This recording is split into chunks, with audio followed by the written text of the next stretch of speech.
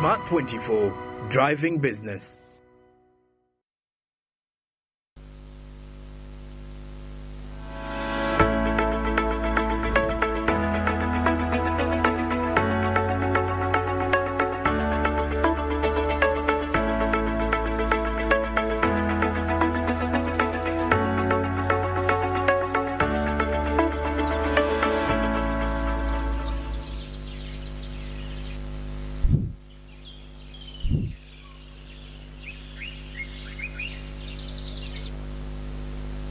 Welcome back from that short commercial break, and now we return with the press a review as we go through what's making headlines into the newspapers, of course, what we refer to as the print media. And with me, I have, of course, quite a number of print media just besides me here. But I'm going to start with the New Vision as we see what's really making headlines right there. And when I go through the New Vision, of course, I see the Finance Ministry names the best performing, that's the best performing government entities.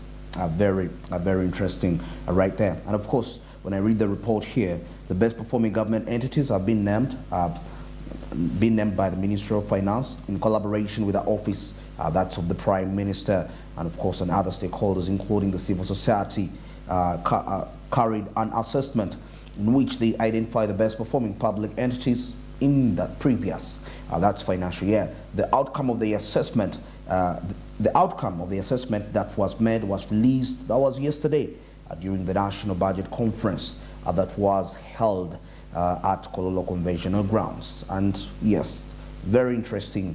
And of course, this comes from a place of putting accountability onto the different entities. As we continue with the report, with the ranking here, the report that Kasaija released indicates that the best performing central government entity, of course, was the Uganda Prisons.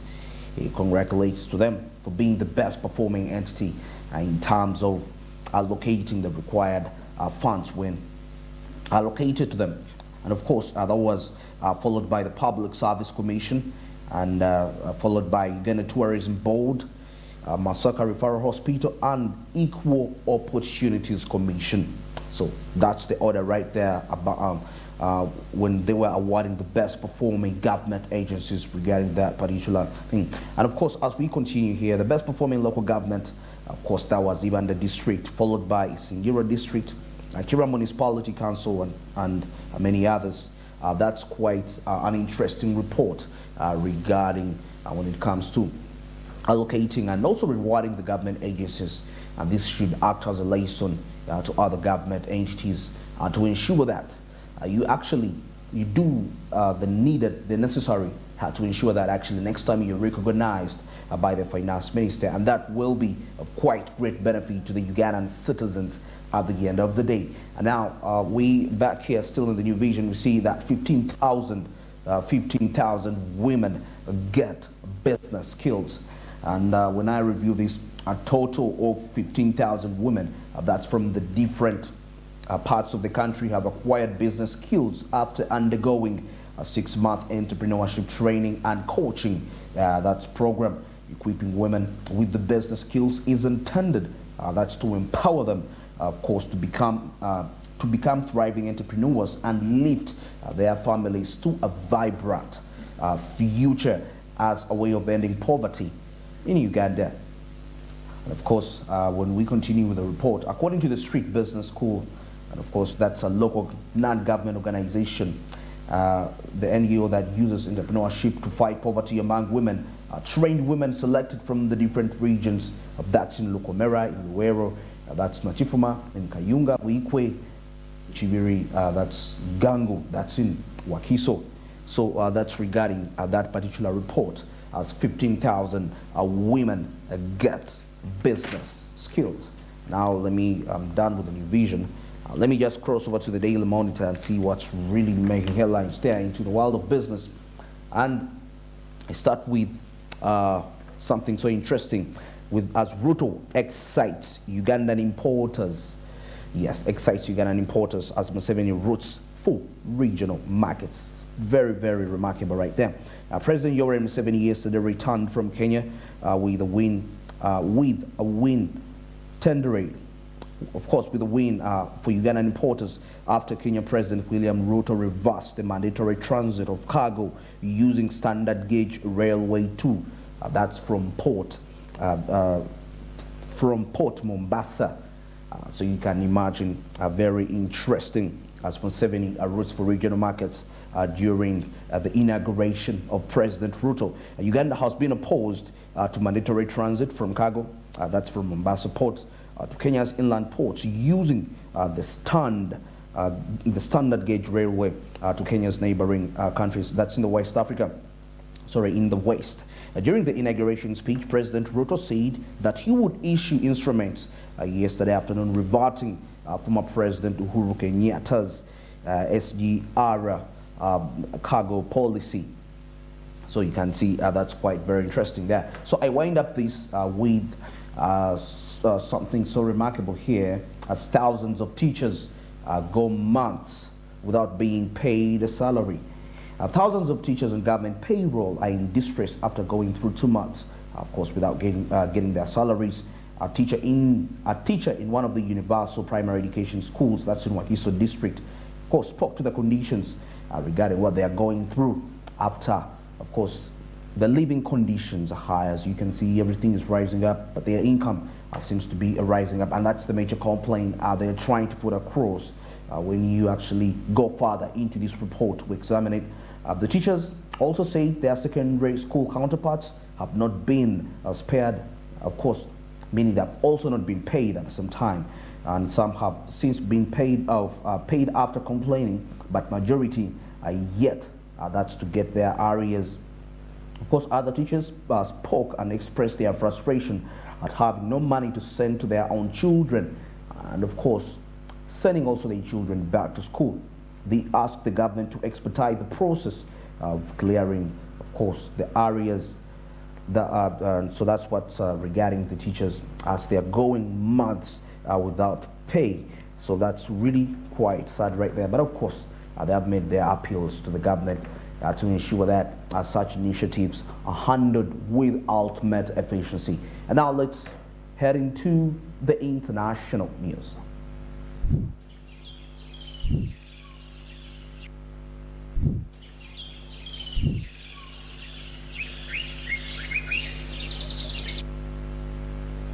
We start with Kenya, and of course, as Ruto takes the oath, the bumpy economic ride for William Ruto's first 100 days. President William Ruto is expected to outline broad measures with his new administrations that will take that's to grow tax compliance levels, which will be key in his plan to gradually wean Kenya off costly external debt. Dr. Ruto will in his inauguration speech, that's in his speech yesterday, announce measures to tackle the food crisis and bring down the cost of living, perhaps the most pressing challenge of his administration in the first 100 days, including, of course, slashing fertilizer prices. But the heavier task ahead for the new president, as he settles down to work, of course, he will be dealing with the mountain of debt and wage bill crisis, of course, quite a number of pending bills, and the issue of unemployment in the country of Kenya. Dr. Ruto has already directed Kenya Revenue Authority to adopt a friendlier but more efficient tax administration system as part of his strategy to increase compliance levels in an economy dominated by the informal sector.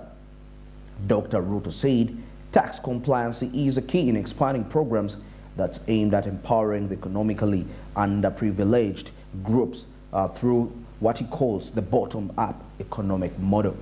The model, which featured prominently in his campaign platform for the 9th August, closely contested the presidential poll anchored on deliberately promoting investment and fiscal instruments targeting millions who are unemployed, and of course into the micro enterprises and the farmer groups.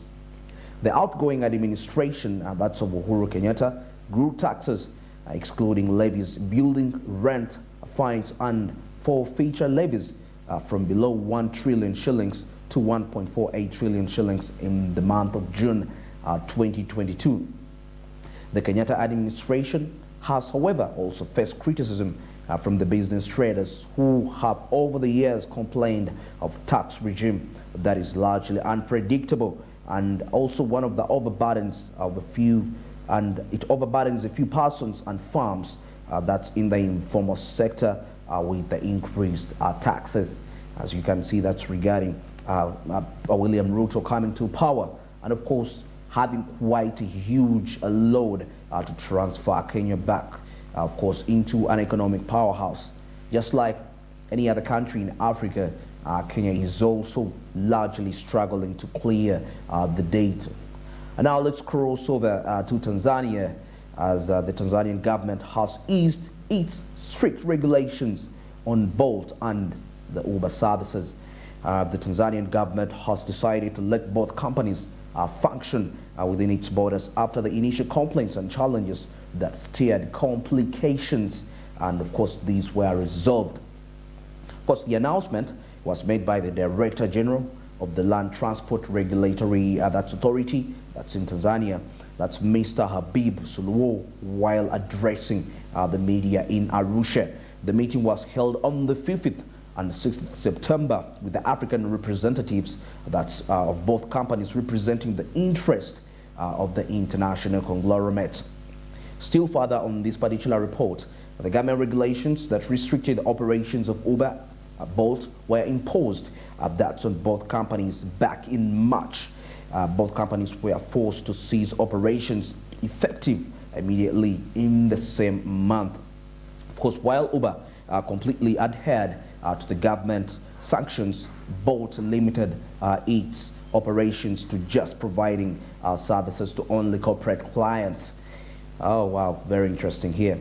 Uber ceased its operations on the 14th, that's of April, and of course, citing ease of doing business as the reason, as the reason behind why they couldn't continue to offer the service. That's to the Tanzanian people. That's according to the company. It noted that the LATRA had created stiff regulatory policies that's of course to limit their smooth running into Tanzania. And of course, these are initiatives by the government to regulate the operations of these companies. But despite the fact that they were regulated, Uber still remained operating in Tanzania, but Bolt limited its operations and just decided to focus on the corporate clients. So a service that initially was meant to all the Tanzanians now was shifted to just a specific class of individuals.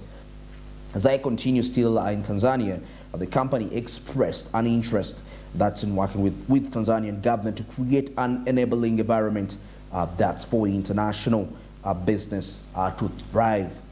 5 months later, the intended synergy has seen, of course, significant progress.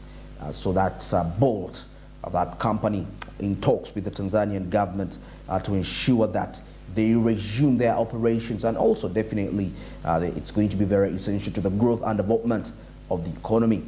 And now let's wind up this with China, as of course we are looking at this time around at the consumer prices in China. China's prices rise slower than expected amid weak demand.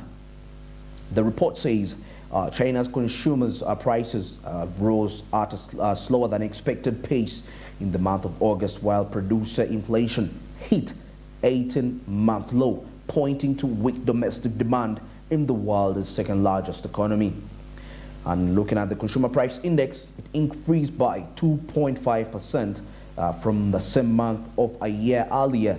That's according to the National Bureau of Statistics data, which was reflecting on the day of Friday, that was last week, and that was lower than 2.7% in July. The producer price index rose to 2.3%. Of course, this is the slowest pace since February 2021, and slower than 4.2% in a month prior to falling synergy and raw materials. Official and private data indicate further lost momentum in August in the Chinese economy, where property market weakness, of course due to the COVID-19 containment measures and the power shortages, have detained consumption and factory activities. Here, of course, were about 1,000 There were about 1,404 new COVID-19 infections in China. That's in the month of September 8th, 301 of which were symptomatic.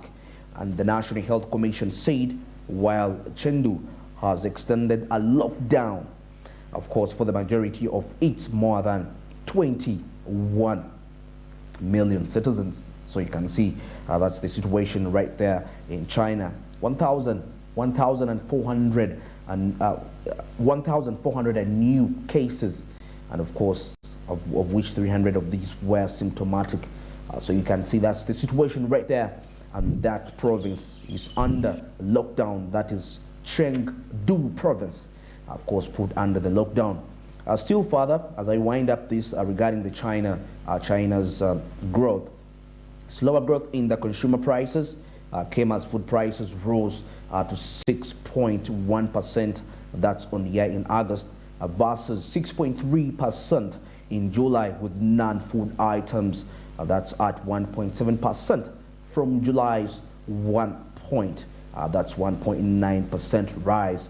The core CPI, of course, I mean the core consumer price index, which excludes volatile food and energy prices, rose to 0.8%, matching the previous month. And that's it for the international news under this very time.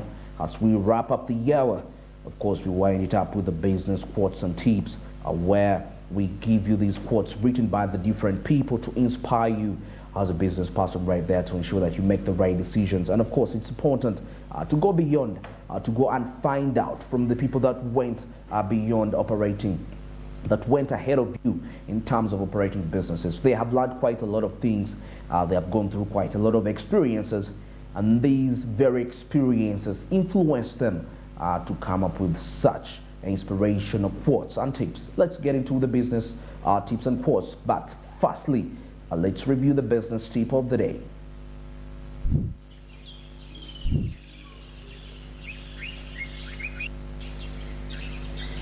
The business tip of the day says, boost the online presence of your business. This is very, very, very interesting.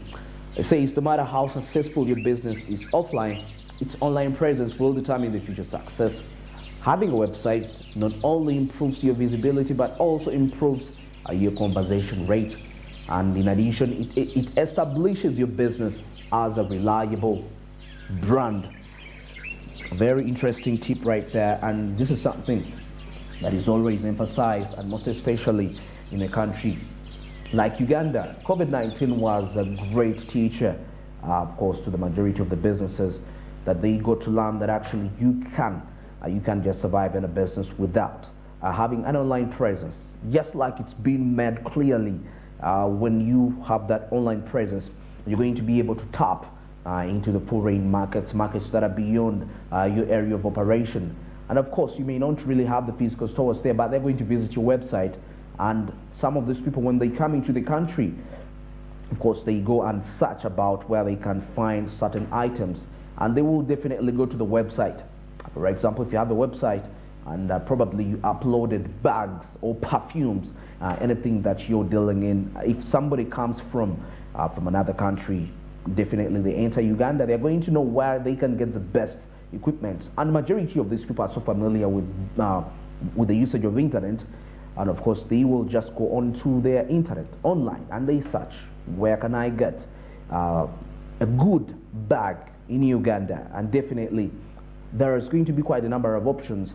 They may not choose your option, but despite the fact that your option can come among the selected, among the options, that still gives it a mileage. And you never know, they can actually land on your very store.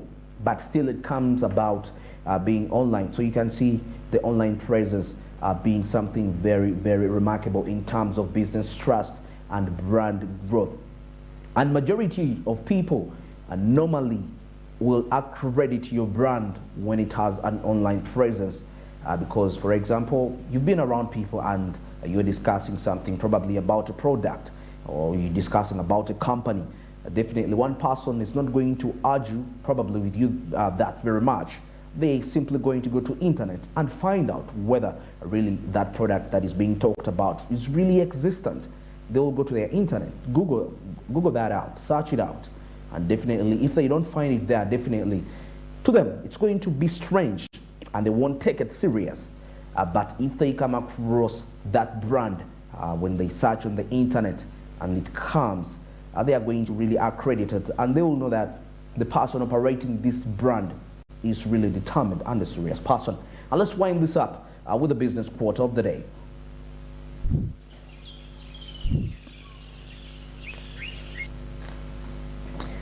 The business quote of the day, and of course, I love starting with the person that wrote the quote. That's Kyle Braga. That's the founder of Force and the co-founder of Exposure. He says, get a mentor in the applicable field if you are at all unsure of what you're looking for. Very, very, very important. When I was starting this session, I talked about it's always important that these quotes, majority are written by the people that have gone ahead into doing business. Probably they have seen quite a lot of things. They have experienced quite a number of aspects in life. And this very particular one says, get a mentor if you're not sure of where you're going in that particular field you're selecting. Of course, you can't do without a mentor. These mentors will help you because majority of the matters you're facing currently into your business, into your economic life, you're not the first person to go through this. I'll say that frankly. And these people have gone through that. Mentors, when we get mentors, and of course, you should get a mentor that you really see is worth to be a mentor. You can get a mentor whom you're even above. That's not right. Let somebody, that person must have gone ahead of you. They must have a certain maturity and understanding regarding economic matters and also regarding other aspects of life, as they will be able to examine. Because the lenses with which they view life and business is entirely different from your perspective, simply because there is what we call, they have gone ahead of time. They have seen it all. They have gone up to the end of that particular field you are trying to pursue.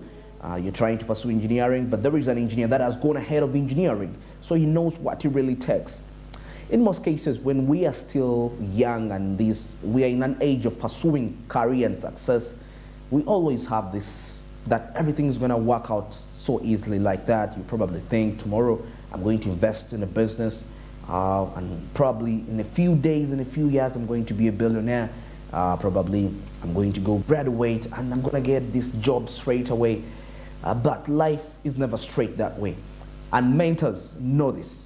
And that's why it's very important to understand how the aspect of life. So when you get a mentor, he will help you, of course, manage your expectations in terms of in that field you're pursuing in life. And it's very important because one of the reasons why people get frustrated in life is to match expectations, and probably you're not living up to your expectations. You end up being frustrated about that path you chose to follow, about that career you chose to follow, and at the end of the day, you can't live a life when you're frustrated. You can never be productive in a frustrated mode. So that's why he says, get a mentor.